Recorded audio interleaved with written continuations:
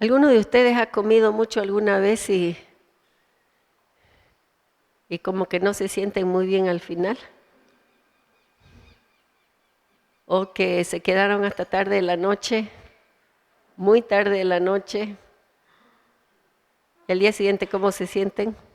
Como que les faltó dormir, nos sentimos mal,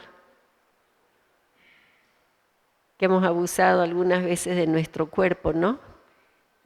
Personalmente yo he experimentado las dos cosas que les acabo de decir y no es una buena sensación. Después de aquello uno queda mal y no toma decisiones de no volverlo a hacer. Una de los grandes problemas de nuestra sociedad es la falta de temperancia y de moderación, como lo vamos a ver ahora. El texto que estamos viendo dice, no os ha sobrevenido, ¿me pueden ayudar a leer todos juntos? 2, 3, no os ha sobrevenido ninguna tentación que no sea humana, pero fiel.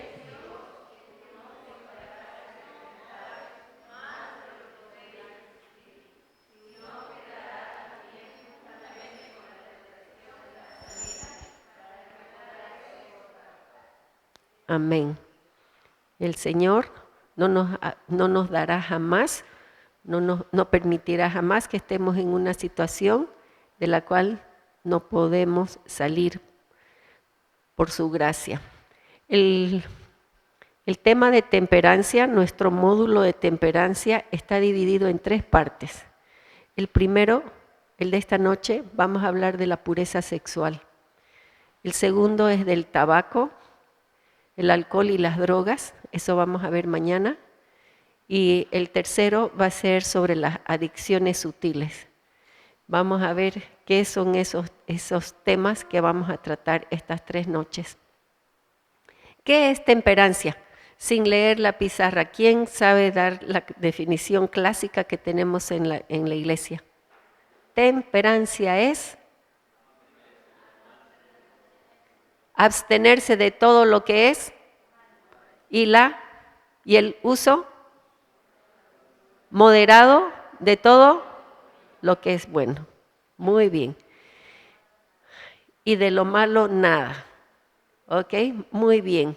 Es lo que conocemos, por lo tanto no lo vamos a repetir. Y todo aquello que acabamos de decir es lo que el mundo más necesita. Vivimos en un mundo bombardeado por la publicidad y todo lo quiere tener. Entonces se cometen abusos en todos los sentidos, desde el gusto hasta los placeres sin nombre. ¿Cuáles son los desafíos que tenemos?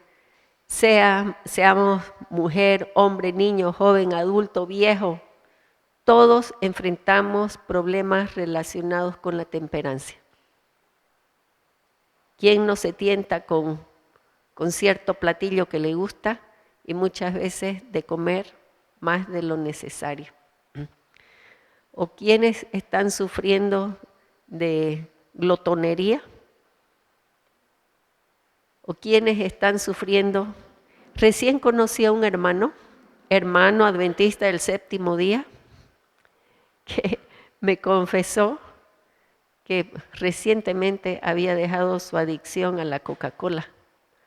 Una vez se tomó 4 botellas de 2 litros de gaseosa, de Coca-Cola. Aunque le decían que lo dejara que ya no siguiera tomando, porque estaba entre amigos adventistas, tome que te tome Coca-Cola, mientras jugaban un sábado en la noche. Al día siguiente no se pudo levantar. Le hizo un tremendo daño. Y ahí se dio cuenta de cuán intemperante, cuánto daño había hecho a su cuerpo, cuánto lo había maltratado al precioso templo del Espíritu Santo. Pero no es solamente en el comer ni en el beber. La imagen nos muestra que hay gente que mucho juega, ya sea, ¿es bonito el fútbol? Sí, es bonito el fútbol. ¿Por qué es bonito? Porque se mueven los hombres y porque están pateando la pelota. Es bonito cuando le están pateando, cuando están jugando, pero para estar de mirones 90 minutos cada vez, ¿de qué les aprovecha? Más que saber el score. Es bueno si ustedes están en la cancha de fútbol, pero ¿para qué estar mirando? Están perdiendo tiempo en vez de estar moviéndose de manera útil. O también los juegos de azar y otras maneras como podemos ser intemperantes. Cuando Dios creó a Adán y Eva, Él creó un hombre para una mujer. Y ambos debían ser fieles mutuamente hasta que la muerte los separe. Ese fue el plan de Dios. Sin embargo, muy poco tiempo después de la creación, después de la caída, comenzamos a ver el problema del adulterio, el problema de tener hombres más de una mujer. Y ahora en nuestra sociedad, una mujer más de un hombre. Ha llegado a ser cosa común. ¿A qué lleva todo eso? A tener hogares rotos, a tener hogares disfuncionales, a tener familias que sufren, a tener hijos que sufren. Siempre los perdedores son los hijos, que heredan y luego tienen dificultades para formar hogares felices, porque no tuvieron ejemplos correctos. Ese no fue el plan de Dios. ¿Qué nos dice el séptimo mandamiento? ¿Quién? Repitamos, ¿qué dice el séptimo mandamiento? Muy bien. ¿A qué nos limita? El séptimo mandamiento nos limita a tener relaciones sexuales solo dentro del ámbito del matrimonio. Solo dentro del vínculo sagrado del matrimonio. Toda relación sexual de una dama o de un varón antes del matrimonio es adulterio. Toda relación sexual después del matrimonio con otra persona que no sea su cónyuge es adulterio. Es pecado. El Señor es muy claro y lo tenemos que saber decir con claridad, porque ahora eso ni se escucha. ¿Cuántas son las parejas que viven juntas en concubinato? Son muchas, son millones, jóvenes y mayores. Ese no es el plan de Dios. El plan de Dios es que entremos a la vida matrimonial de una manera formal. No quiere decir eso hacer grandes fiestas, hacer grandes cosas, no. Puede ir al registro civil y casarse, pero saber a su entorno inmediato de que están contrayendo matrimonio y vivir como Dios manda. Pero ahora la gente no quiere asumir ese compromiso. ¿Por qué? Porque si no me parece ese hombre o si no me parece esa mujer, es tan fácil como cambiarse zapatos. Tengo otro. Para nosotros los cristianos, jóvenes, señoritas, eso no debe ser así. Debemos vivir dentro de los límites que el Señor nos ha puesto. Uno de los grandísimos males de nuestra sociedad actual es la pornografía. No les voy a preguntar a ustedes si es que han estado alguna vez visitando páginas de pornografía, pero hay una altísima probabilidad que sí han visitado, porque es casi el pan del día de nuestra sociedad. Ahora se ha vuelto tremendamente sencillo a través de los celulares, a través de la internet. Ya van a ver algunos datos. Nos dice en las Sagradas Escrituras el Señor Jesús: oísteis que os fue dicho, no cometerás adulterio, pero yo os digo que cualquiera que mira a una mujer para codiciarla, ya adulteró con ella en su corazón. ¿El pecado a dónde comienza, jóvenes? En la mente comienza. ¿Y cómo es que comienza en la mente? Se entra facilito por alguna de las avenidas del alma, ya sea por lo que veo, ya sea por lo que escucho, o por lo que toco, o por lo que huelo. Entonces debemos estar alertas para mantener nuestra mente limpia y que no vaya a caer en tentación. ¿Qué les parece a ustedes? ¿Será que la Biblia tiene algún caso de pornografía? ¿Ah? ¿Quién dice que sí? Levante la mano y dígame dónde. ¿Ah? ¿Será que la Biblia habla de pornografía? A veces pensamos que pornografía es nomás mirar en la tele o mirar en el celular. ¿Quieren que les cuente, les muestre dónde está en la Biblia? ¿Ah? No, María Magdalena era una adúltera que la hizo ser adúltera a su tío. David.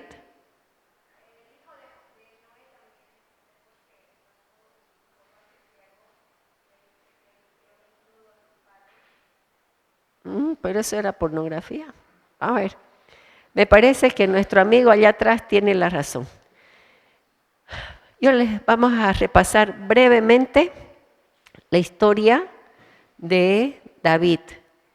En su juventud, mientras cuidaba las ovejas de su padre, David aprendió a amar y confiar en Dios. ¿Estamos de acuerdo con eso? Sí.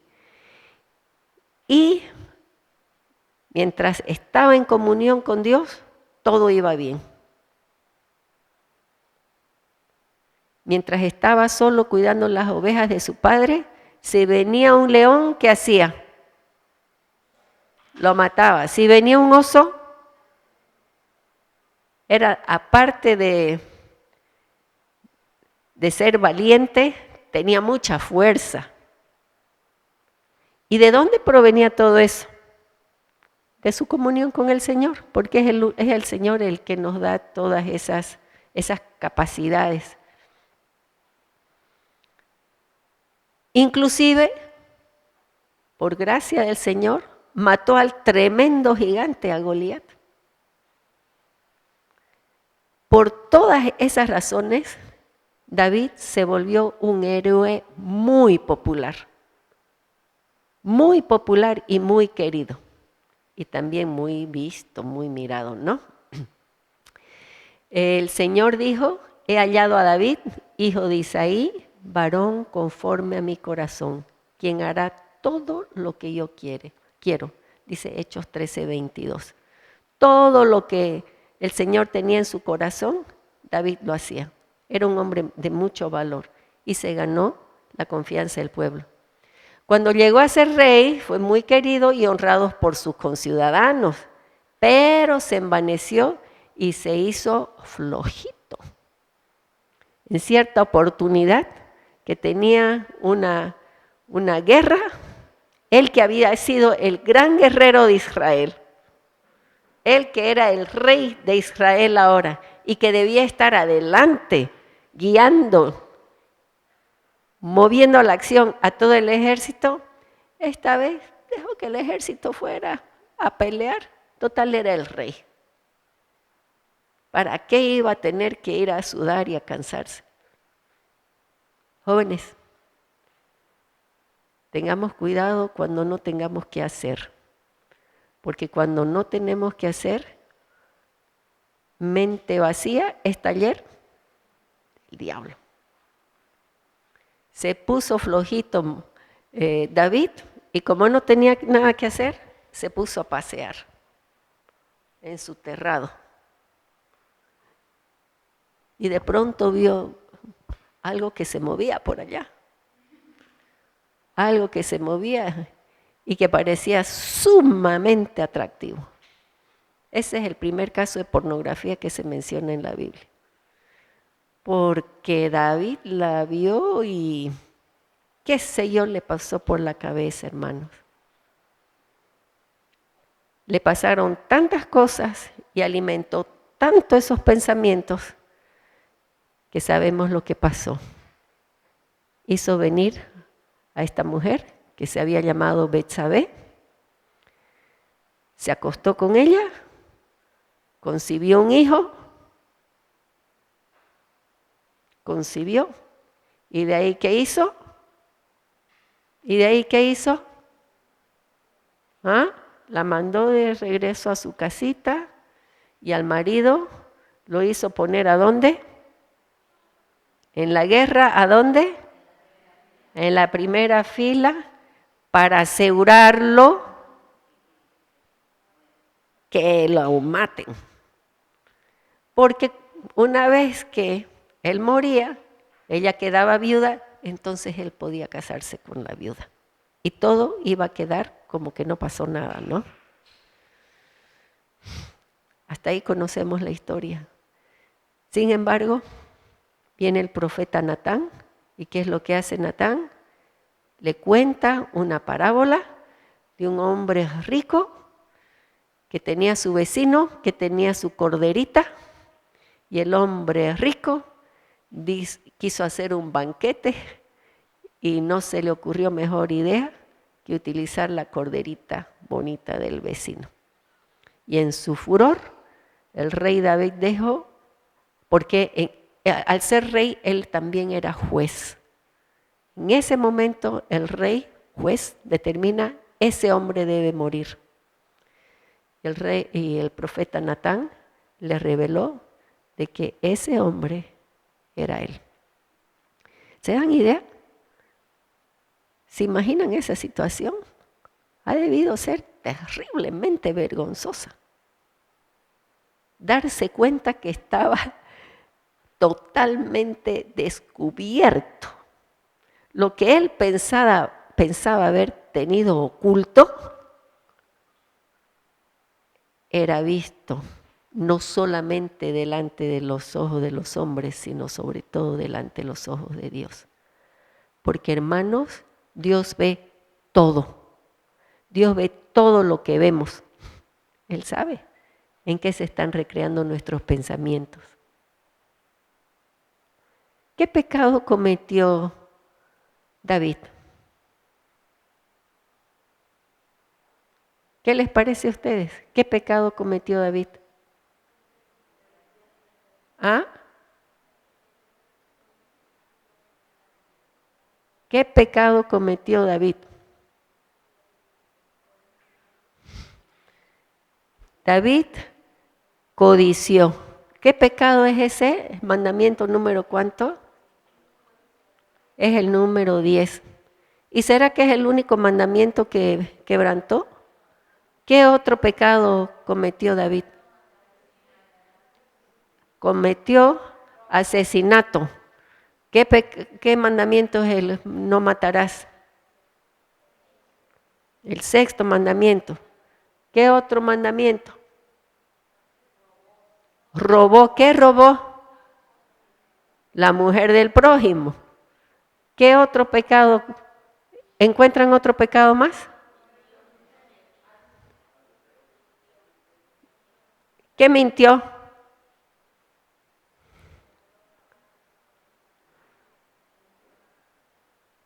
Medio que no es muy claro que mintió, pero sí que mintió, ¿no? ¿Habrá otro mandamiento por ahí que está escondido? El primer mandamiento, ¿qué dice?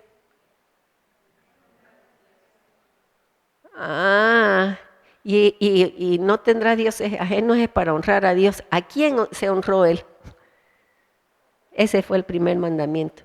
El momento que él dejó de estar en comunión con Dios, dejó de darle honra y se dio la honra a sí mismo. Se atribuyó todo el poder. Primer mandamiento.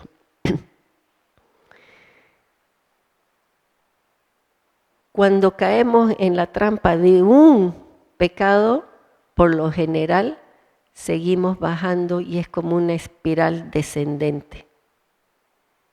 Seguimos cayendo,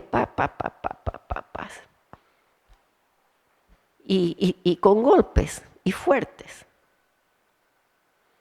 El propósito de presentarles este tema queridos jóvenes, es para alertarlos del peligro que hay ahí afuera. Que no vayamos a ser como David. David se dio cuenta de su terrible pecado, se arrepintió, Dios lo perdonó, pero hubieron consecuencias. Porque lamentablemente todo lo que el hombre sembrare, eso también segará. Siempre hay consecuencias. No hay nada que quede sin consecuencias. Si sembró tomate, va a cosechar tomate. Pero si sembró ají, va a cosechar ají y eso va a picar. ¿Okay? Quiero hablarles un poquito sobre la pornografía. ¿Y por qué les quiero hablar de la pornografía? Porque yo quedé extremadamente alarmada hace un poquito más de 5 años, cuando trabajábamos con mi esposo en la Universidad Adventista. Leí un artículo en una revista adventista de elevado número de adventistas que ven pornografía. No puede ser, dije. En realidad, desde el título que hablaba de pornografía, a mí no me interesaba. Sin embargo, por alguna cosa que vi entre las palabritas, decidí leer el artículo. Y a raíz de eso, hice una investigación, la cual me dejó alarmada. Miren estas cifras. Dice, las edades y el sexo. 11 años es la edad media de inicio del consumo de pornografía. Quiere decir la edad de esta niña. En una mujercita y en un varón. 1 de cada 10 menores europeos hace sexting. ¿Qué será eso? ¿Quién no sabe lo que es eso? Es hacer sexo por teléfono. Así como se textean, mandándose textos, mensajes, también se hace sexo por teléfono, se llama sexting. 1 de cada 10 niños. 93% de hombres vieron pornografía durante la adolescencia. Miren, es casi 100%. 62% de mujeres vieron pornografía durante la adolescencia. 90% de niños entre 8 y 16 años han visitado una web porno. 90%. Por eso es que yo presumo en una población similar, allá afuera, 90% de esa población ha visto pornografía. Hombres y mujeres. 80% de los jóvenes que ven pornografía tienen comportamientos perturbados. Esta investigación que hice hace 5 años, por lo tanto estas cifras han cambiado. Hay 962 búsquedas por segundo. 962 búsquedas. 10 minutos es el tiempo medio por visita de una página pornográfica. Hay 115 millones de visitas a páginas pornográficas cada día. Y yo puedo imaginar que esto ha aumentado desde hace 5 años. 97,000 millones de dólares genera cada año. En realidad es la industria que más dinero da. ¿Escucharon? Es la industria que más dinero da. 230 millones de apps porno se descargan cada año. Esos son números elevadísimos, jóvenes. Y esto no lo tengo yo por invento. Estos son datos de fuentes seguras. Ahí dice, no alcanzo a leer las letritas chicas. 750 millones de web porno en el mundo. 3 de cada 5 están en los Estados Unidos. Pero mis amados, lo que más me dolió en el corazón fue que Bolivia es el mayor consumidor de pornografía en Sudamérica. Por eso se los presento el tema, porque ustedes jóvenes tienen que vivir puramente y tienen que salir a predicar y darse cuenta a qué mundo van y que es hora que alertemos. La investigación que hice demuestra los efectos de la pornografía en el cerebro. Te degenera el cerebro igual que te degenera la cocaína y la heroína y la marihuana. Te lo degenera, te lo deforma, te lo destruye. Es tremendo. El Señor por su gracia nos dio su palabra y tiene un mensaje para nuestras vidas. Yo quiero dejarlos con este video que está muy bien hecho, de Logos TV, en el que se va a hacer referencia a esta temática también, con la intención de alertarnos, de despertarnos a lo que ahí afuera el mundo está viviendo. ¿Podrían lanzarlo, por favor? Nuestros hijos e hijas están experimentando una incapacidad de tomar decisiones. Podemos decir que la pornografía es peor que cualquier enfermedad venérea, que era lo que en otros tiempos más temíamos. Hoy la pornografía se está volviendo un problema de salud pública. Hemos dejado arrinconada la sexualidad como un tema tabú.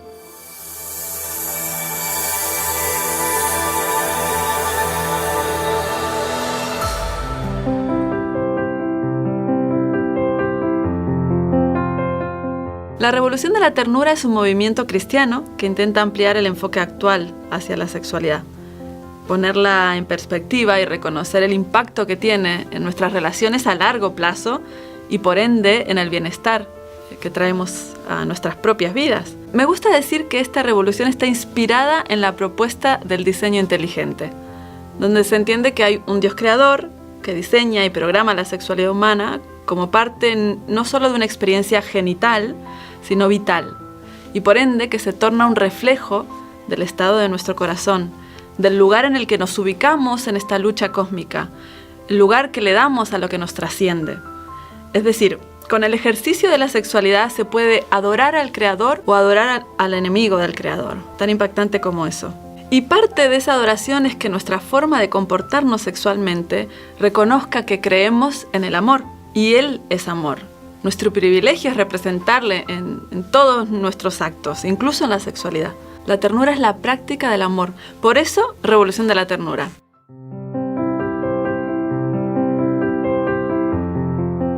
De hecho, en la actualidad se vive una revolución contraria. La revolución sexual llega como resultado de varios acontecimientos sociales, filosóficos, tecnológicos. Vivimos en tiempos de cambios impulsados por un movimiento del péndulo social, en esta búsqueda de igualdad. El equilibrio no es nuestra característica más humana y comenzamos a cosechar consecuencias. Pero el impacto es mayor porque tenemos una novedad histórica que lo cambia todo.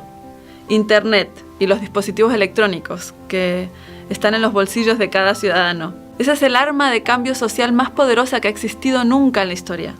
Es rápida, eficaz y bastante esclavizante. Es un tiempo en el que o educamos a nuestros hijos para usar ellos la tecnología o la tecnología los usará a ellos como objetos sociales de todos los movimientos de moda. La forma en la que se vive la sexualidad es una consecuencia de todo esto, resultado de una supuesta liberación, pero creo que tenemos mucho camino en esta búsqueda de verdadera libertad. Nuestros hijos e hijas están experimentando una incapacidad de tomar decisiones, una pérdida de voluntad, de criterio, de propósitos, arrastrados por horas y horas de consumo de tecnología. Y allí precisamente es donde el modo en el que se vive la sexualidad actualmente nos va modelando poco a poco a todos.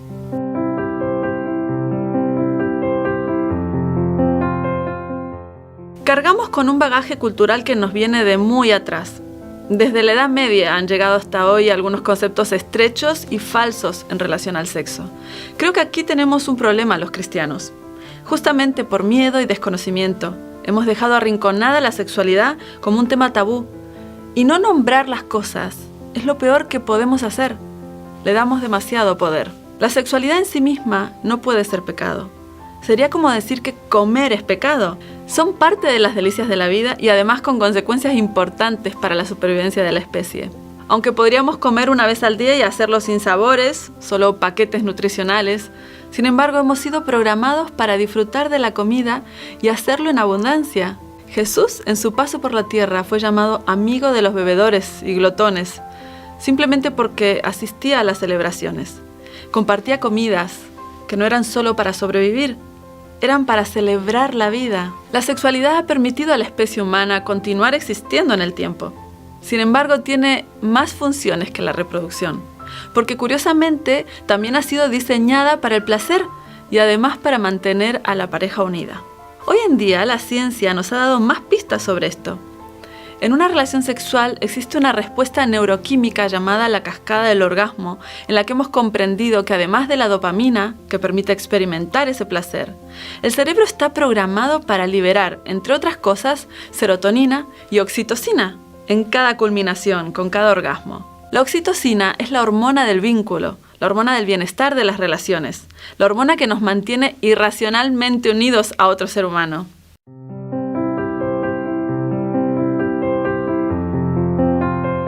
La sexualidad tiene un propósito muy importante. No deberíamos transmitir a nuestros hijos e hijas esa sensación de pecaminosidad asociada a la sexualidad. Lo que nos lleva a errar en el blanco es vivir esa sexualidad fuera de un pacto y de un compromiso eterno, que es lo que da una pareja estable o una pareja de por vida. Porque entonces nos exponemos a que en lugar de bienestar, la sexualidad y esa bella irracionalidad nos lleve a vivir más como animales que como seres morales. En el Génesis, Dios cuenta cómo creó el mundo y todo lo que en él hay.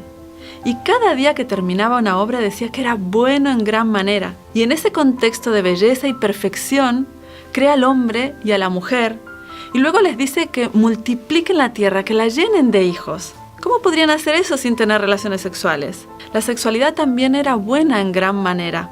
Es interesante porque en ese mismo momento histórico, muy cerca de la creación, sí que sucede algo que quizás es lo que nos produce un cortocircuito. Adán y Eva pecan, y lo primero que experimentan con este cambio en su naturaleza es que sienten vergüenza de su desnudez. Eso es curioso, ¿verdad? ¿Qué sentido tiene que lo primero que les ocurra sea ser conscientes de esto? El cambio de naturaleza implicó muchas cosas. No solo fueron conscientes de que estaban desnudos. Su naturaleza comenzó a cambiar desde ese momento y en varios aspectos no fueron conscientes hasta bastante más adelante, porque por ejemplo, en la realidad de que ya no vivirían eternamente, no repararon hasta que su propio hijo murió. Todos los cambios que hubieron en el planeta desde ese momento responden a un plan B. Estábamos programados para vivir eternamente y para tantas cosas más. Ese era el plan A. Pero el plan B de nuestra existencia hizo, entre otras cosas, que se active en nuestra mente un nuevo factor protector. Este fue que la desnudez implicaría intimidad, pudor, vergüenza. Sin duda era una forma de protegernos de las perversiones a las que nos íbamos a exponer. Imaginaos si estuviésemos todos desnudos por la calle, en la cola del supermercado. ¿Reduciríamos la sexualidad a la experiencia animal? Esta es una de las cosas que necesitamos explicar con claridad a nuestros hijos e hijas. La sexualidad es buena en gran manera, es bella, es perfecta, siempre y cuando se ejerza dentro del marco para el que fue creada. Y lo que sí no nos podemos permitir es mostrar nuestra desnudez o ver la desnudez de otros porque estamos provocando que nuestra naturaleza, diseñada para disfrutar de la sexualidad, se distorsione aún más. Y es lo que está ocurriendo con la hipersexualización a la que estamos expuestos en la actualidad desde las producciones audiovisuales y las redes sociales.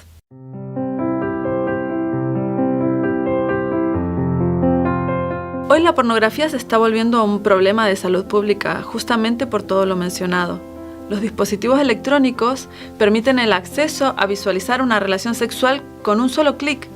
Las estadísticas hablan de que los niños están introduciéndose en el consumo de pornografía desde los 9 años. Esto significa que en muchos casos no solo se han encontrado por casualidad con material pornográfico, sino que ya saben buscarlo y que además comienzan a utilizar la masturbación como catalizador de este apetito sexual. Comenzar tan pronto y con tanta frecuencia el consumo de pornografía y la satisfacción desde la masturbación está empujándonos a cambios sociales importantes.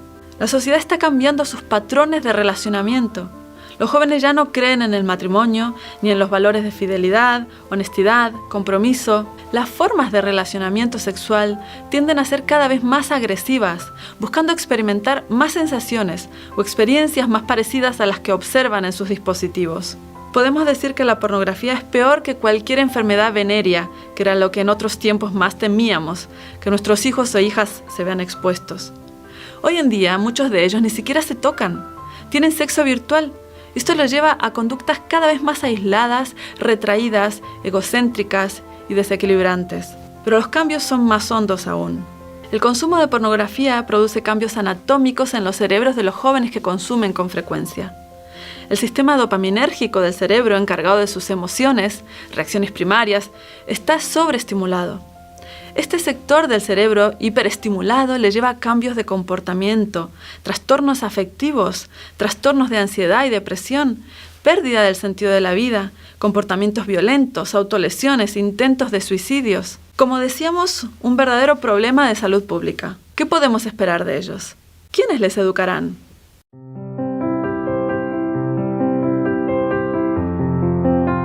Los embarazos no deseados ya no son un problema real. No es verdad que haya tantos embarazos no deseados. Eso se suele dar solo entre familias de creyentes donde el aborto no es una opción y donde en realidad no hay correcta información y educación sexual.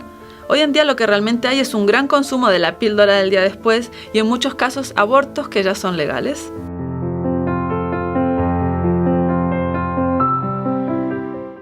La promiscuidad es la ley entre los jóvenes. Tener una relación sexual no les hace subir de categoría, solo les permite seguir siendo parte del grupo, o al menos no ser objeto de bullying. Los chicos lo viven igual. No tener relaciones sexuales hoy en día es de personas mentecatas con pocas oportunidades de llegar a ser alguien.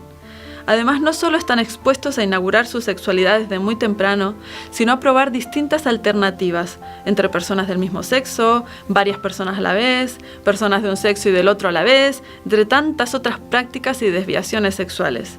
Criar hijos e hijas hoy en día es un verdadero reto, y esto implica que como adultos necesitamos hacernos cargos de dos realidades.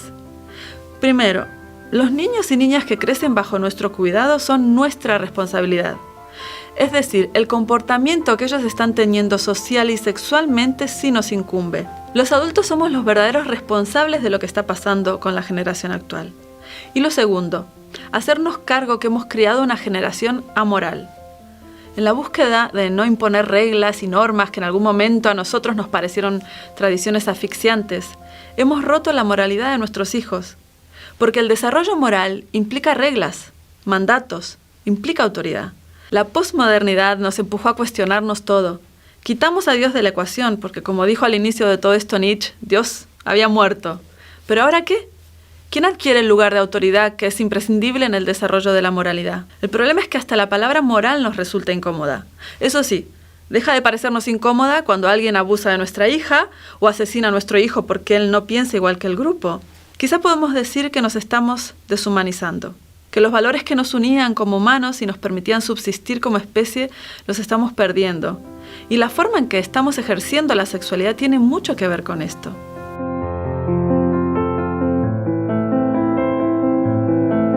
Para empezar, necesitamos reeducarnos todos en nuestros hogares, incluidos los adultos, respecto al uso de la tecnología y al tipo de consumo que estamos haciendo. Como adultos necesitamos ser ejemplos de un consumo racional y controlado. No dar dispositivos a un niño hasta los 15 años. Cuando les demos un dispositivo, hacerlos con un compromiso de uso firmado. Hay muchos de estos contratos en páginas web que se dedican a educar sobre esto. En estos contratos pactaremos horarios de uso, contraseñas, redes sociales a las que se pueden acceder y a las que no, aplicaciones factibles de descargar, entre varias cosas más. Y luego nos dedicaremos a pasar el mayor tiempo posible con ellos. Esto antes de que sea imposible hacerlo. De los 15 en adelante, incluso un poco antes, se volverá bastante más difícil. En este tiempo distendido y de conversación con ellos, podremos comentar de forma informal sus preocupaciones, también nuestras preocupaciones, todo lo que sabemos de sexualidad, informarnos y transmitir más y mejor. Después de los 15 años, si no hemos tenido conversaciones con naturalidad de todos los ámbitos de sus vidas, que no se nos ocurra intentar conversar de pronto sobre sexualidad. Tendremos que desandar un camino y rehacerlo juntos. buscar momentos de conversación distendida, compartir una película, una comida afuera, recuperar nuestro lugar como personas incondicionales, como transmisores de nuestra experiencia y de los consejos más importantes para sus vidas. Lo que necesitamos educar es que la sexualidad necesita ser vivida como lenguaje del amor, no como lenguaje de lo contrario.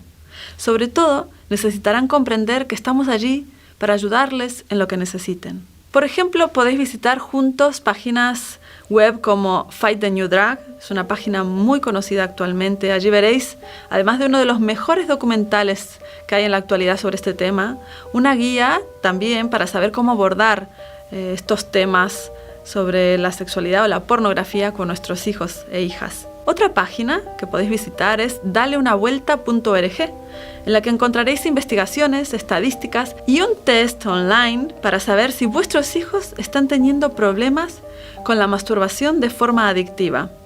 O podéis proponerles ver documentales de estos temas juntos. Hay varios muy buenos en internet y conversar luego sobre lo que han visto. Uno de ellos es El dilema de las redes sociales, que lo encontraréis en Netflix.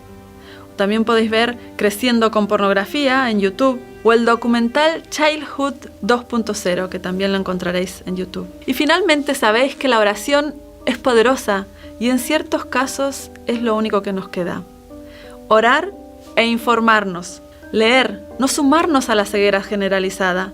Y en este sentido recomiendo la página web www.revoluciondelaternura.com. Allí tenéis una formación completa de introducción al enfoque cristiano de la sexualidad y 12 ponencias recientes del Congreso Revolución de la Ternura. Es un material valiosísimo sobre educación sexual que necesitáis conocer. De uno de nuestros módulos, tratar el asunto de sexualidad de manera cristiana, de la manera más debida. Vamos a terminar acá. Deseo que tengan un buen descanso y que mañana nos presentemos con energías renovadas. Si pudieran ponerse de pie, por favor.